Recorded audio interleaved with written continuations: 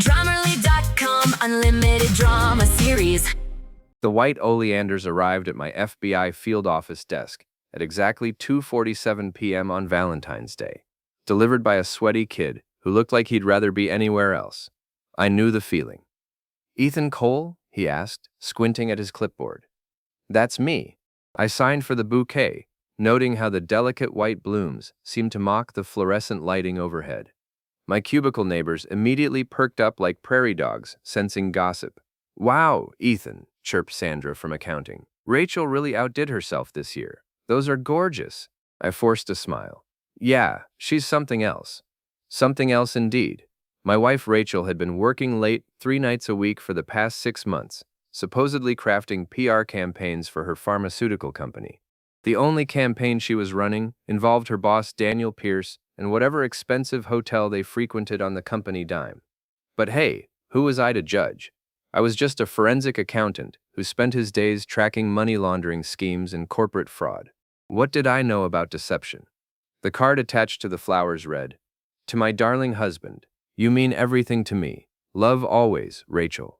Her handwriting was perfect, as always. Everything about Rachel was perfect. Her blonde hair that caught light like spun gold. Her figure that turned heads at every restaurant.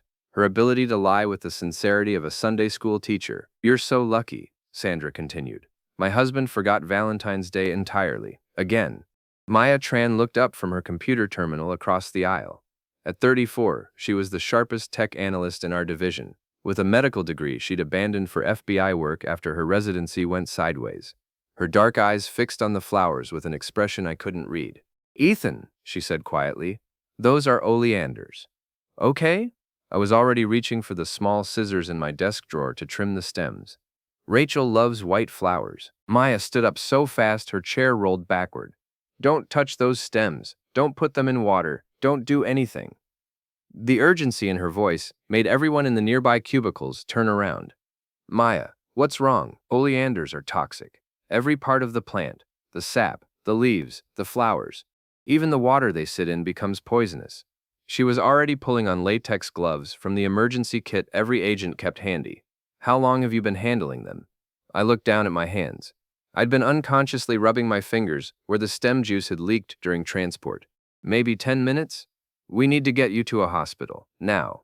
The next hour passed in a blur of emergency room chaos. Maya had called ahead, explaining the situation to the triage nurse while I sat in the passenger seat of her Honda, watching the DC suburbs blur past. My hands were tingling, and a strange metallic taste coated my tongue. "I feel fine," I kept insisting, even as my heart rate climbed and a peculiar nausea settled in my stomach. "That's the problem with oleander poisoning," Maya said, taking a corner faster than regulation would recommend. "By the time you feel really sick, you're in serious trouble." At George Washington University Hospital, they pumped my stomach and started an OR. The attending physician, Dr. Sarah Mitchell, was a no-nonsense woman in her 50s who'd seen everything twice. "You're lucky your friend recognized the plant," she told me, as they wheeled me to a monitoring room. "Oleander poisoning can cause cardiac arrest. The good news is we caught it early. The bad news is someone sent you a bouquet of poison." That's when it hit me. Not the toxins. Those were being flushed from my system with medical efficiency. The realization that my wife had tried to kill me with flowers. Maya sat beside my hospital bed, her laptop open, fingers flying across the keyboard. "I've been thinking about this," she said without looking up. "Oleanders aren't common in DC flower shops. They're mostly ornamental landscaping plants. Someone would have had to special order them or pick them fresh." "Rachel works for Meridian Pharmaceuticals," I said slowly. "They have a corporate campus in Bethesda with extensive gardens. I remember her mentioning the landscaping during some company event." "Ethan," Maya's voice was gentle but firm, "we need to consider the possibility that this wasn't an accident." I closed my eyes. 18 years of marriage. A 10-year-old daughter named Ava who thought her parents were solid as bedrock. A mortgage, joint bank accounts, shared dreams that had curdled somewhere along the way into polite indifference. "Can you access her phone records?" I asked. Maya's fingers paused over the keyboard. "That would require a warrant." "What about deleted text messages?" "Also warrant territory." "Unless," she glanced around the room, then leaned closer, "unless someone with administrative access to the phone account happened to recover them through legitimate technical support channels." Hypothetically. Very hypothetically. 2 hours later, Maya's laptop screen filled with recovered text messages between Rachel and Daniel Pierce. The timestamps showed they'd been deleted just this morning, right before the flowers were delivered. Rachel, 11:23 a.m. Package delivered. Should take effect within 3 hours. Daniel, 11:25 a.m. You're sure about the dosage? Rachel, 11:26 a.m. Trust me, I've done the research. Natural causes, cardiac event. The insurance pays double for accidental death. Daniel, 11:28 a.m. What about Ava? Rachel, 11:30 a.m. She'll adjust. Kids are resilient. Besides, she'll be better off without watching her father turn into a complete loser. Daniel, 11:32 a.m. I can't wait to have you all to myself. No more sneaking around. Rachel, 11:35 a.m. $2 million in life insurance plus his FBI pension. We can buy that house in the Caymans and never look back. Daniel, 11:37 a.m. You're incredible. Remind me never to cross you. Rachel, 11:38 a.m. Don't worry, baby. I only kill people I'm married to. I stared at the screen until the words blurred together. Maya reached over and closed the laptop. I'm sorry, Ethan. Don't be. My voice sounded strange, distant. I always suspected she was cheating. I just never imagined she'd graduate to murder. What do you want to do? We have enough evidence to arrest them both. I thought about Rachel at home right now, probably checking her watch, waiting for the call that her husband had collapsed at work.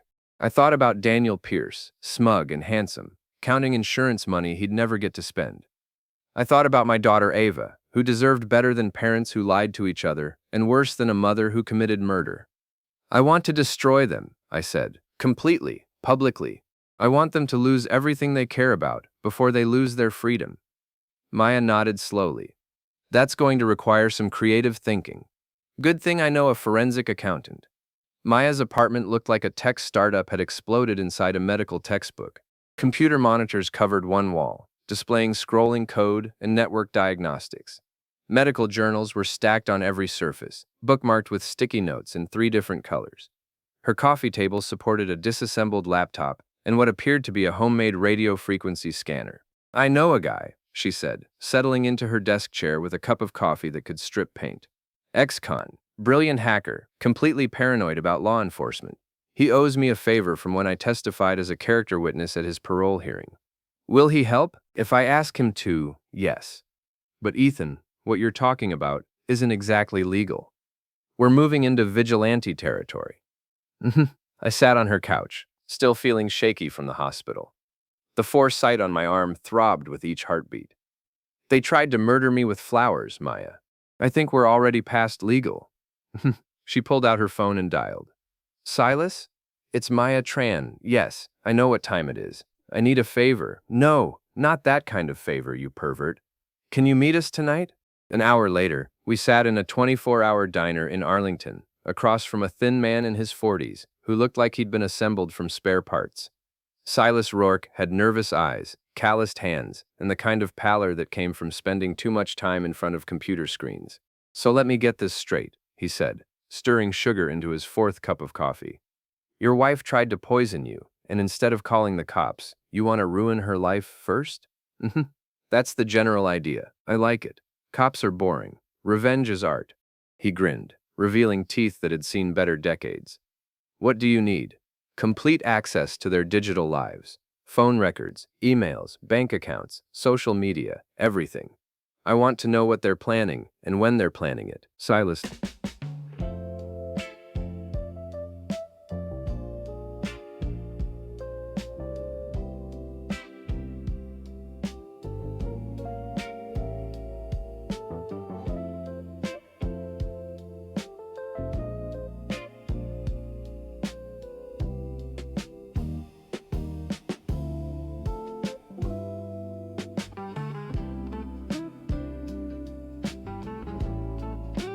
nodded approvingly.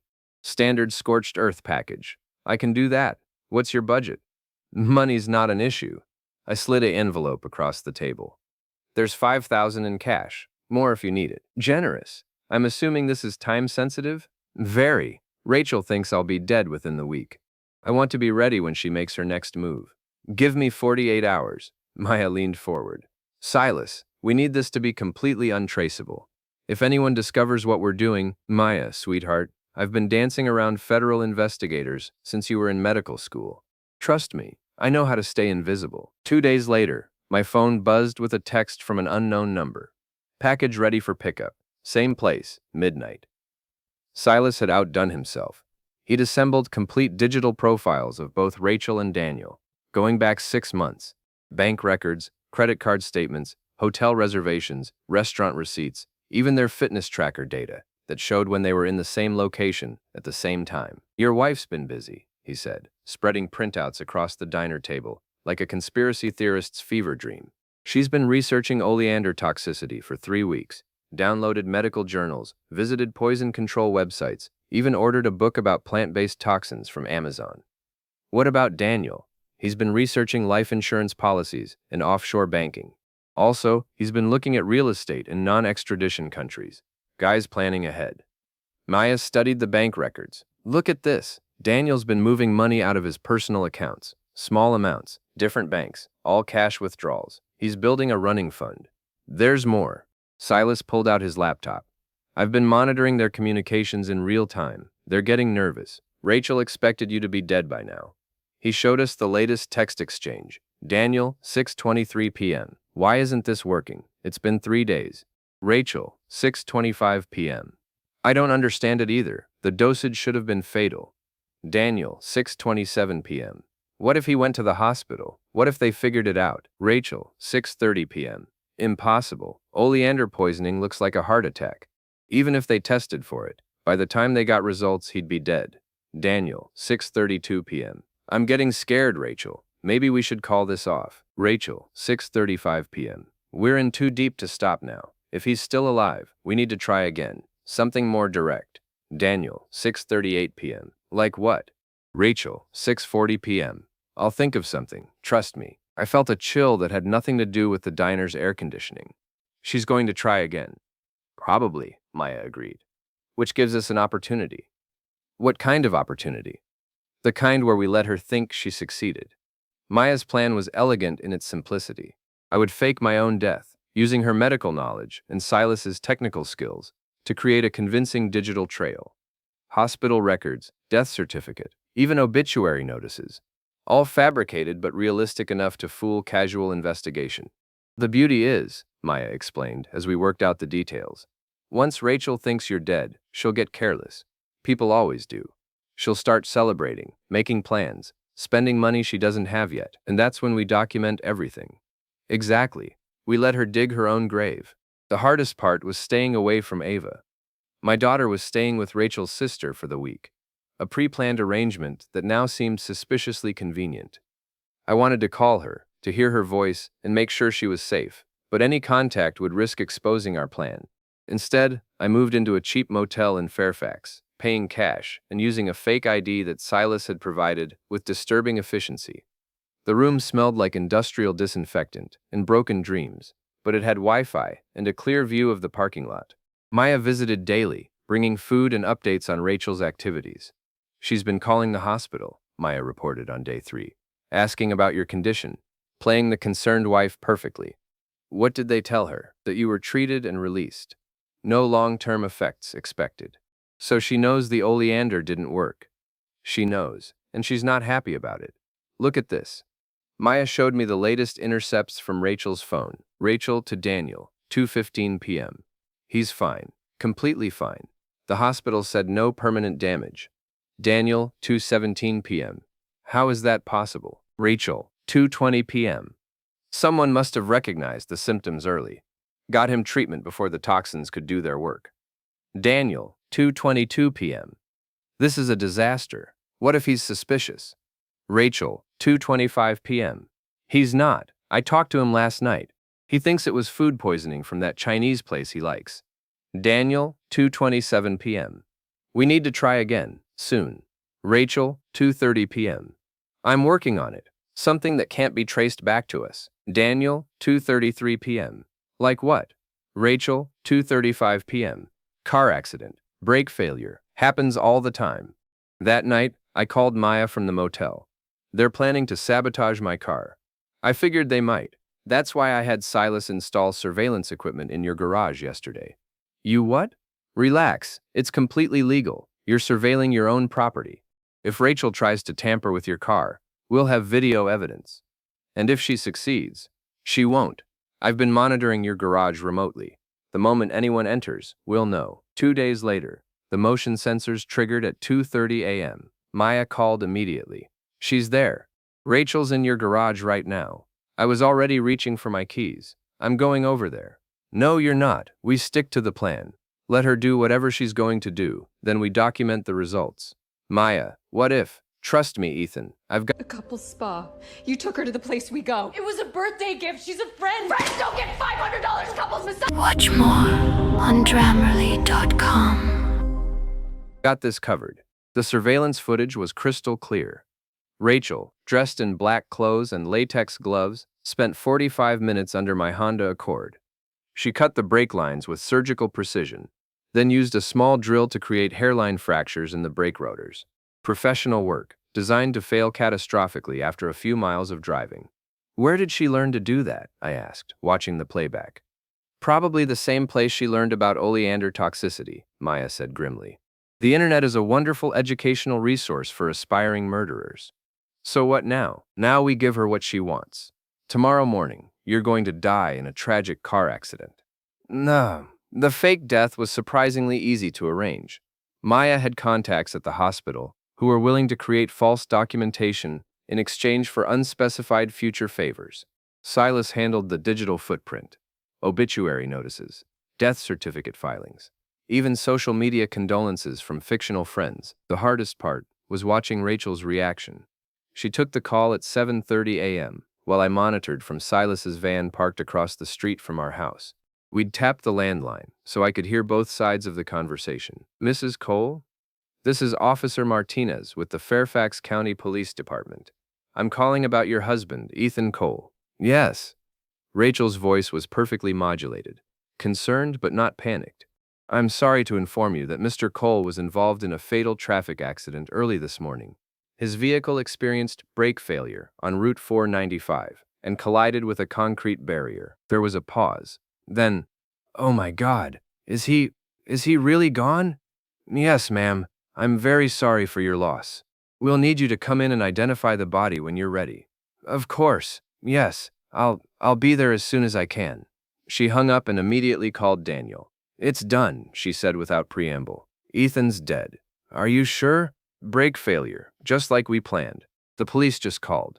Jesus, Rachel. I can't believe we actually did it. Believe it. We're free, Daniel. Finally free. Through the van's tinted windows, I watched my wife of 18 years walk to her bedroom window and smile. Actually smile. Then she called her sister to arrange for Ava to stay another week, citing funeral arrangements and legal matters. I don't want her to see me like this, Rachel said, her voice now perfectly calibrated for grief. I need time to process everything before I can be strong for her. Maya squeezed my shoulder. You okay? No, I said honestly, but I will be. The funeral was scheduled for the following Saturday at Fairfax Memorial Chapel. Rachel played the grieving widow flawlessly, accepting condolences from my FBI colleagues with just the right amount of stoic dignity. She wore a black dress that managed to be both appropriate and stunning, her makeup artfully smudged to suggest recent tears. Daniel attended as a family friend, offering support and comfort with practiced ease. I watched from the chapel balcony, disguised with a fake beard and glasses, as he placed his hand on Rachel's lower back in a gesture that looked comforting but was clearly possessive. The service was surprisingly well attended. My FBI colleagues filled 3 rows, along with neighbors, parents from Ava's school, and various acquaintances accumulated over 18 years of suburban life. Maya delivered a eulogy that was both touching and completely fabricated, describing my dedication to justice and love for my family. Ethan Cole was a man who believed in truth, she said from the podium, looking directly at Rachel. He spent his career uncovering lies and exposing fraud. It's fitting that his legacy will be one of revelation and justice. After the service, the attendees gathered in the chapel's reception hall for coffee and shared memories. I watched from the balcony as Rachel accepted sympathy and casseroles with equal grace. That's when Silas activated the surprise. The reception hall's video system, normally used for wedding slideshows and memorial presentations, suddenly flickered to life. The large screen at the front of the room filled with a montage of images and text messages, photos of Rachel and Daniel at various hotels, screenshots of their planning conversations, bank records showing Daniel's cash withdrawals, and finally, the surveillance footage of Rachel sabotaging my car, time-stamped and crystal clear. The room fell silent as people processed what they were seeing. Then the whispers started. "Is that Rachel? Oh my God, she killed him. Someone call the police." Rachel stood frozen in the center of the room, her face cycling through shock, anger, and terror. Daniel tried to reach the AV controls, but Silas had locked them remotely. The final image was a text message from Rachel to Daniel, sent just that morning. "Can't wait to celebrate tonight. Finally got rid of the boring bastard. $2 million and freedom. Best Valentine's Day ever." FBI agent Sarah Chen, my former supervisor, was already on her phone. "I need units at Fairfax Memorial Chapel immediately. We have suspects in the Ethan Cole murder case." Rachel found her voice. "This is fake. Someone's trying to frame us." But it was too late. The evidence was overwhelming. The audience was hostile, and the police were already on their way. I watched from the balcony as my wife and her lover were handcuffed in front of everyone we'd ever known. Rachel's perfect composure finally cracked, and she screamed accusations and denials as they led her away. Maya appeared beside me. "Feel better?" "Getting there." The arrest was just the beginning. Over the next week, as news of the fake death and real murder plot spread through DC's law enforcement community, Rachel and Daniel's entire lives came apart like a house of cards in a hurricane. The media picked up the story immediately. "FBI accountant fakes death to expose wife's murder plot," ran in the Washington Post. CNN featured it as their lead story for 2 days running. The combination of federal law enforcement, attempted murder, and marital betrayal was ratings gold. Rachel's employer, Meridian Pharmaceuticals, fired her within hours of the arrest. The company's stock price dropped 12% as investors worried about the PR implications of employing someone who used botanical knowledge to commit attempted murder. Daniel's situation was even worse. His marketing firm, Pierce & Associates, was built entirely on his personal reputation and client relationships. Within 3 days of his arrest, he'd lost 6 major accounts and faced a revolt from his own board of directors. But the real destruction was more personal. I sat in Maya's apartment, monitoring the fallout through Silas's continued surveillance of their communications. Even from jail, Rachel and Daniel were still in contact through their lawyers, and their conversations revealed the depth of their panic. "She's throwing him under the bus," Maya observed, reading the latest transcript. "Listen to this." Rachel's statement to police, as relayed by her attorney. "Daniel Pierce coerced me into this plan. He threatened to destroy my career if I didn't cooperate. I was afraid for my life and my daughter's safety." Daniel's response, through his lawyer, "Miss Cole was the mastermind. She researched the poison. She sabotaged the vehicle. She planned everything. I was merely a reluctant participant who got in too deep to back out." "Honor among thieves," I muttered. "More like rats abandoning a sinking ship," Silas added from his position at the computer. "But here's the beautiful part. They're both so busy trying to save themselves that they're providing evidence against each other." Legal proceedings moved quickly. With video evidence of the car sabotage, documented poison research, and recorded conversations about insurance fraud, the case was airtight. Both Rachel and Daniel were denied bail as flight risks, given Daniel's offshore banking research and Rachel's access to pharmaceutical industry connections overseas. But I wasn't satisfied with just legal justice. They'd tried to murder me, planned to steal my insurance money, and were prepared to lie to my daughter about how her father died. Prison was too clean, too simple. I wanted them to understand what it felt like to lose everything that mattered. "I need to see Ava," I told Maya one afternoon. "She thinks I'm dead. She's been living with Rachel's sister for 2 weeks, grieving for a father who's actually sitting in a motel room eating takeout Chinese food." "That's the one part of this plan I never liked," Maya admitted. "But if you reveal yourself too early, it could compromise the legal case." "The legal case is solid. They're going to prison regardless. But my daughter needs to know her father is alive." Maya nodded. "You're right. Let's go get her." Rachel's sister Jennifer lived in a McMansion in McLean, complete with a circular driveway and enough marble to build a small cathedral. She answered the door with the expression of someone who'd been dealing with reporters and curiosity seekers for days. "Ethan?" She stared at me like I was a ghost, which I supposed I was. But they said you were dead. I know, it's complicated. Is Ava here? She's upstairs doing homework. It's been very hard for her. I can imagine. Can I see her? Jennifer stepped aside, still looking stunned. She's going to need therapy after this. You realize that, right? First losing her father, now finding out he faked his death? That's going to mess with a kid's head. She was right, of course. But Ava was 10 years old and smart as a whip. She deserved the truth, or at least as much of it as she could handle. And I found her in the guest bedroom, sprawled on the bed with her math homework spread around her like a paper fortress. She looked up when I knocked on the doorframe, and her face went through the same cycle of emotions I'd seen from Jennifer: shock, confusion, and then pure joy. Dad? She launched herself off the bed and into my arms with enough force to knock me backward into the hallway. Dad, they said you were dead. They said you crashed your car. I know, sweetheart. I'm sorry. I had to pretend to be dead for a while, but I'm okay. I'm here. But why? Why would you do that? I sat on the edge of her bed, trying to figure out how to explain attempted murder to a 10-year-old. Your mom and we've been having problems. Grown-up problems. And I needed to find out some things about her before I could keep you safe. Is Mom in jail? Yes. Is she coming home? No, sweetheart, she's not. Eva was quiet for a long moment, processing this information with the serious concentration she brought to everything. Finally, she asked, Did she really try to hurt you? Yes. Are you going to take care of me now? Forever and always, I promise. She hugged me again, and I felt something inside my chest that had been twisted and broken for months finally start to heal. The trial began 6 months later, in the federal courthouse in Alexandria. The media circus was everything I'd expected and more. Court TV carried it live. Legal analysts dissected every piece of evidence, and the parking lot was full of news vans from networks I'd never heard of. Rachel had hired the best defense attorney her family's money could buy, a shark named Harrison Webb, who specialized in defending wealthy clients accused of violent crimes. Daniel's legal representation was less impressive, a public defender who looked like he'd rather be anywhere else. I testified on the second day, walking through the timeline of the poisoning attempt and the sabotaged car. The defense tried to paint me as a vindictive husband who'd fabricated evidence to frame his cheating wife, but the physical evidence was overwhelming. The oleander flowers were still in evidence storage, along with the damaged brake lines from my Honda.